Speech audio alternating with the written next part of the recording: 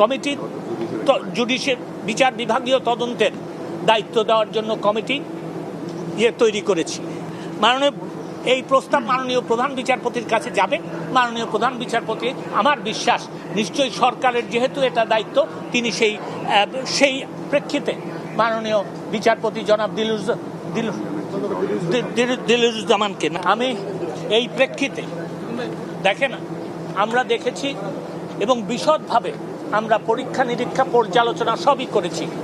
দেখা যায় যে যারা কোমলমতি কোটা বিরোধী আন্দোলন করছেন যে শিক্ষার্থীরা, তাদের কিন্তু এই কটা দাবি ছিল এবং যেহেতু সরকার তাদের দিক বিবেচনা করে এই দাবিগুলিতে রাজি হয়েছেন, আমার মনে হয় আজকের থেকে আন্দোলন করার আর কোনো প্রয়োজন নাই।